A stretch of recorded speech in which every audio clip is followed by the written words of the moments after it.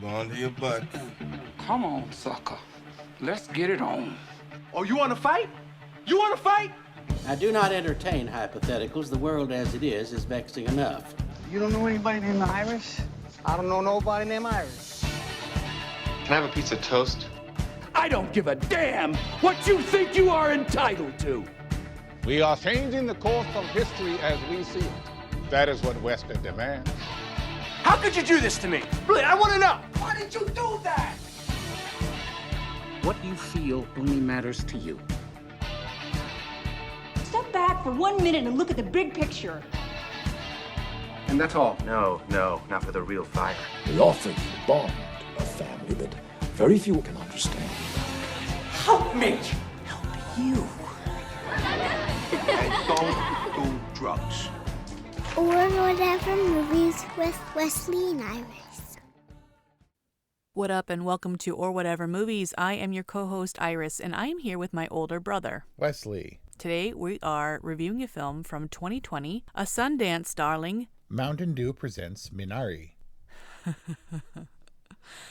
It's water from the mountain. It's natural and good for you. Better than that tea. Please don't ever bring that tea ever again. That tea, like everything else in this movie, is planted and paid off, isn't it? Oh, literally planted and paid off.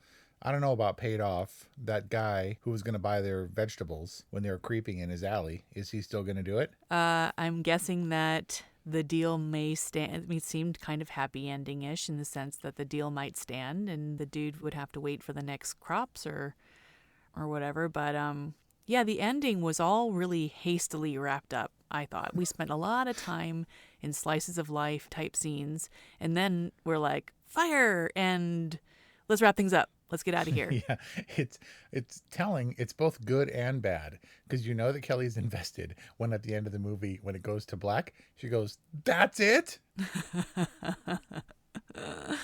Pretty abrupt, that third act. They were like, all right, guys, we're going to burn this thing down in real time. They had to shoot it probably chronologically so they can burn the barn down and be like, all right, we're out here. And then they probably had the wrap party on the flames, like barbecued on the flames, on the embers, because s'mores. I'm guessing this movie costs like, what, $35, $40? Oh, come on. A Plan B A24 production? I mean, they had to plant those crops and stuff. Yeah, they had to do some legit agriculture-y type stuff. All right, so they had some seeds, they had a water bill, and they were like, okay, we need a barn and a big wooden cross. Steve Yuen probably didn't come super cheap. I mean, he's got his Walking Dead laurels to rest on, and an executive producer and lead actor. I mean, he probably had a little bit of a line item there.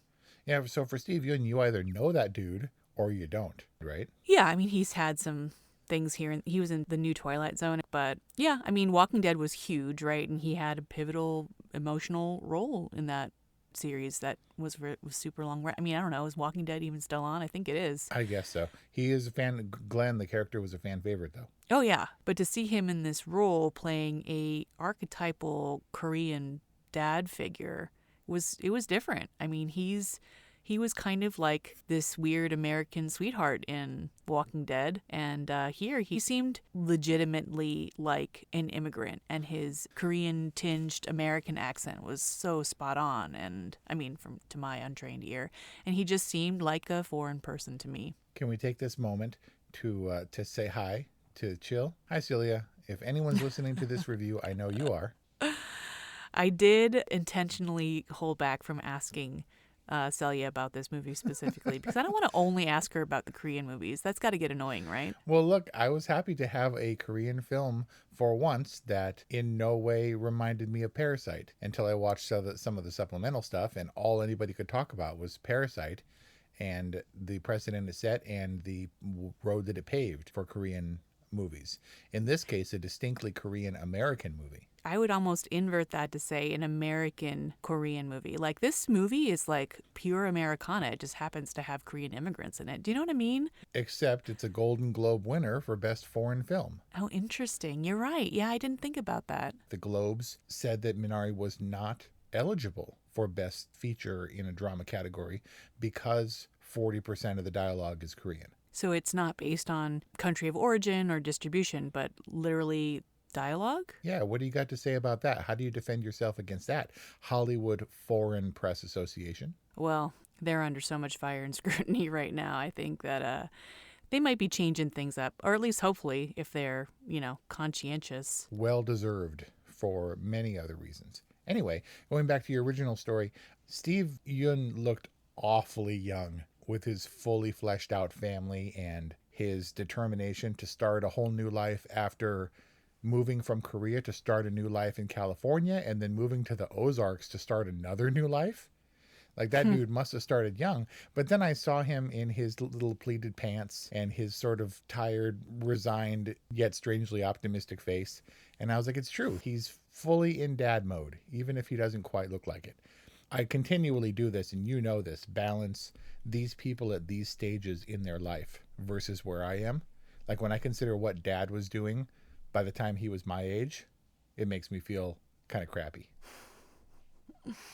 I think the 80s, when this movie is set, was the beginning of the endless adolescence. I mean, Steve Yuen is 38, but I'm not sure how old his character was supposed to be. But having a family and a job and serious responsibilities and weight on your shoulders was just the way it kind of was from like the 50s to the 80s. Or maybe just the dudes who were always in the basement playing video games or Dungeons, Dragons or whatever just started coming more to the forefront of society.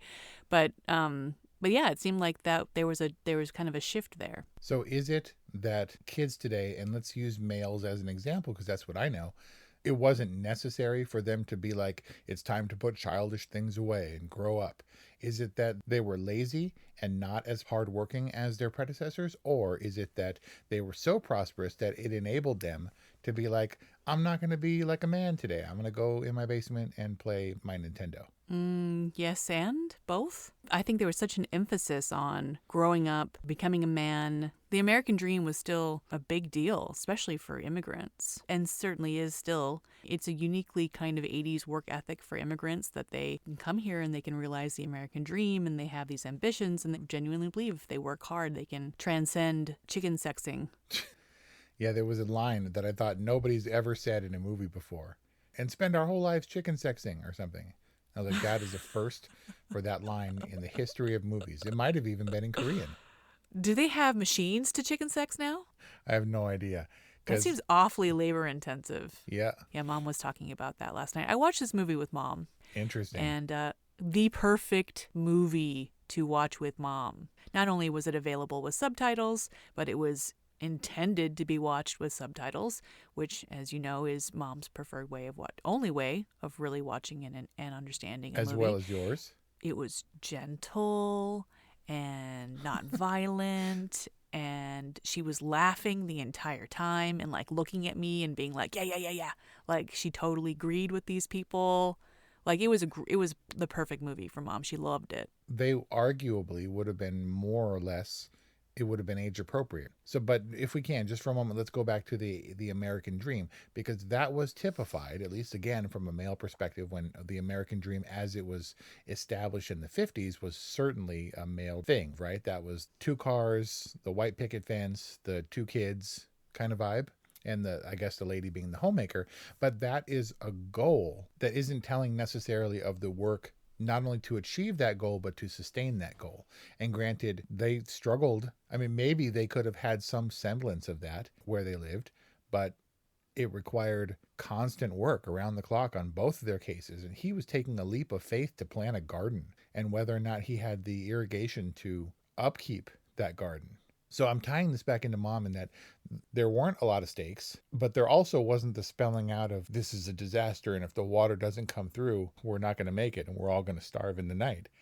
As soon as they had a brief montage of prosperity where things seemed to be doing well, and Jacob was like, good, it's good, and the crops are coming, and you're like, yay. And so I turned to Kelly and I was like, you know what this means, right? Prosperity montage. And she said, what, someone's going to die? And I was like, someone is absolutely going to die. And it can't be David. Heart murmur or not, you can't kill this kid off, maybe closer to the end. But I was like, here goes Grandma. And then Grandma totally died. And I was like, see? And then Grandma wasn't dead. And Grandma didn't die at all, in fact. And so I think she might have, like, when they went to go see her Minari plants at the end, I think she was done by then. Okay. I mean, and then I thought for all intents and purposes, maybe she was done. Yeah. And she survived just long enough to burn down the food stores. But I was struggling because in the same way that Mom maybe found some comfort and some level of identification with nothing much happening, I was waiting for the thing that makes this a movie worthy of my attention. I was assigning and ascribing significance to events because I thought I was kind of getting a handle on it, and I never did. I think this movie was so grounded in its slice of lifeness, I knew that it couldn't have a happy ending because it wasn't a fairy tale. It wasn't shot. I mean, it was shot beautifully, but I knew it couldn't end well because it was so grounded in reality. And so I was like waiting for the other shoe to drop or the hammer to fall or whatever the saying is. And I guess the barn fire was it, but it comes awfully late in the story structurally. Yep. But I think the relationship was the focal point, and Jacob and Monica kind of agree to snuff out their fire to juxtapose it with the barn fire. Oh, symbolism. And then there's like the Phoenix thing where their family rises from the ashes and they get husband and wife get like a fresh start or whatever. But both things kind of tied, come very late, and made me think, well, it was just meant for us to experience this in a weird real-timey type setting and hopefully to invest in the characters so that we can, I guess, root for them at the end when they have a second chance. Root for them. Get it? See, this is you ascribing significance to a thing that happens. Oh, the barn burns down and then the nutrients from the fire seep into the soil and the crops are prosperous. Yeah, I get the projecting thing, but I kind of appreciate it because all storytelling is trying to bring meaning and order to otherwise random events in life. And I appreciated that. I also appreciated that we had a foreign film, I guess if you can call it that wasn't Far Eastern magical realism. There wasn't the Minari legend of, blah, blah, blah. That's why I felt like it was super Americana. It was like hard work is what pays off. And that's why I was a little confused at the end when it's like his arc was to then be like, okay, yeah, I do need the dowser. That threw me off. I was like, that seems counter to what this movie was trying to suggest. Yeah, the superstitions are always hard for me. I don't like when those are ascribed real significance. And in this case, it may have saved the family or whatever, although it would have saved him a lot of trouble if he'd listened to it up front. So they are beholden to the superstition, the tradition, and their typical way of life. As a matter of fact, him moving forward, the same concern was expressed by the little boy, by David, that I had, was like, you're in Arkansas. Korean vegetables is what you're going with? Where's the market for that? Because I was shocked that she went into the chicken sexing plant and found the only other Korean, like immediately. So it was a distinctly Korean film, and our director, Lee Isaac Chung, is either a total liar or in a really unique position, because he claims to have gotten the note from Plan B and Company, who I will concede are always trying to push something new and something interesting in the world of film. You would think they could just go for blockbusters, and they're really not looking to do that. One of the notes that he got in the process was, make it more Korean, which is astounding to me, because you wonder who Minari is marketed to. Is it to Koreans? Is it to Americans who don't understand the struggle of a Korean immigrant family in a place where they are they had to go to the big city even to find their one distributor guy. It was an American story, but it didn't feel American to me. It felt like a foreign film in the sense that nothing much happened, but it was a slice of life, and it was a slice of Korean life that just happened to be set in America. And it is telling that our director mentioned that he wrote this because he fell in love with Will Cather, who said that you do your best writing when you reflect. So he sat down and wrote a bunch of childhood memories down about his life in the sticks as a Korean family trying to make a living. And he remembered how enthused his dad was by the feel of the soil, how they went to Minnesota on some business trip, and the dad was like, I gotta live here, and moved his whole family out to Minnesota and tried to do what they did in this film. And he remembered distinctly little pieces of his childhood that he wrote down and then fleshed out the story around it. And nothing hugely traumatic happened in his childhood any more than hugely dramatic things happen in Minnesota or in Arkansas. If you're in the Ozarks, you think there's going to be secret drugs and that they were in for a Forrest Gump level of discrimination. Can't say he, and you knew that was coming, and then it didn't come. Yeah, which was kind of refreshing. Yeah, and if anybody got crapped on, it was Jesus Man. I was glad that it didn't go there. It wasn't about race. It wasn't about being Korean. I mean, it was really just a human drama in an Americana backdrop with Korean characters. You said a drama. It was a drama. It was a drama because it wasn't funny, but there was nothing dramatic about it. Barn fires aren't dramatic? Yeah, I guess. Strokes aren't dramatic? Here... So I have odd romantic notions of like getting a ranch or settling down on a farm and working with my hands. And I was nervous the whole time when I was watching Jacob embark on realizing his dream, like, because he felt kind of into the wild to me. You were saying like you grow Korean vegetables in Arkansas. Like, he knows nothing about Arkansas life. He knows nothing about farming. It didn't really seem that he had much of an agricultural background. Like, he got the farm cheaply because the previous dude couldn't work it and went broke and shot himself in the head, as that one dad really irresponsibly tells the tale. But that was telling. I was like, uh-oh, he's going to go Jack Torrance out there, man. You hear those stories and you're like, here it comes. That was the seed, if forgive the pun. It just didn't seem like he had a lot of business out there, and I wanted to call his farm Jacob's Folly. And I felt like he was kind of setting himself up to fail, that he had these visions of who he wanted to be, the dad that he wanted his kids to see, but that he was ill-equipped to actually realize his dream.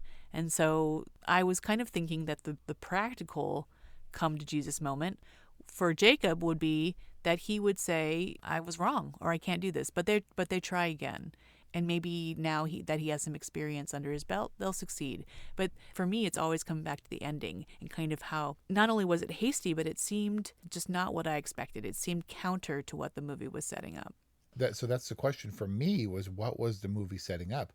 I thought for sure establishing David's heart murmur, the grandma coming to live with him, that she was primed to die. She was the last vestige of, their Korean past kind of dying off. I thought, you're seriously against the odds throwing your kid an hour away from the nearest hospital? That's a terrible idea. And I was waiting for all of those things to pay off, and none of them did.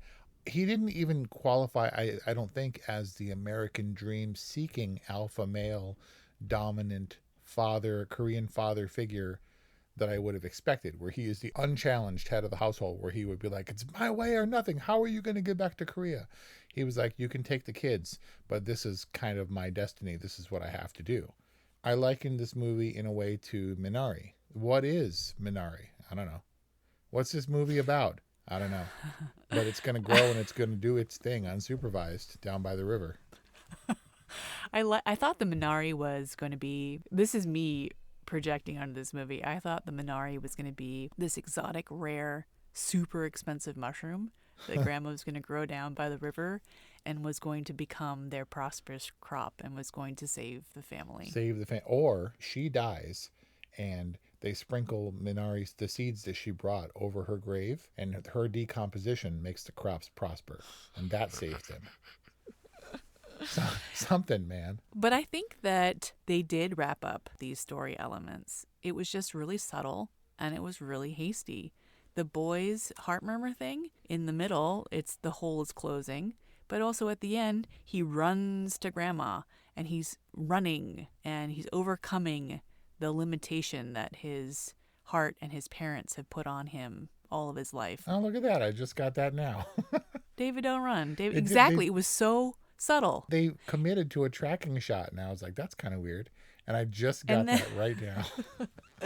And then grandma is also wrapped up. Her story point was she was the outsider. She was unwelcome. The kids almost regarded her as a curse. And then despite her having burned down the barn, they're like, grandma, come home. You belong with us. And that was her and the family's arc. Like, grandma belongs. I would have thought that Monica would have been happy for the fire. Okay, this is a sign that suggests that it is time for us to move on. Grandma needs care. David is getting better, but, nothing is for sure. But yeah, not the case. It just kind of seemed to galvanize their determination to stick together and make it work, to embrace grandma, to embrace the hardship. I mean, risking the smoke inhalation for a crate of tomatoes didn't seem like the move to me, but she was in there just like he was. I mean, I almost expected him to die in the fire. Yeah, someone to die. Grandma, him. Why won't anybody die? So I came up with the film's tagline, right? On the poster, it's like Steve Yuen standing in the middle of his crop field or whatever, looking toward the sky or looking off in the distance.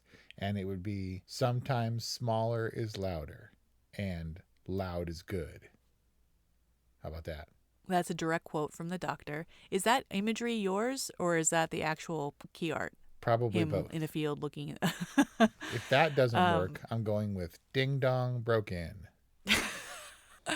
I mean, Grandma was definitely comic relief, and I don't know why it's funny for grandmas to be irreverent, but it definitely worked here. And so if we finally get into it, what is Minari about? I don't know.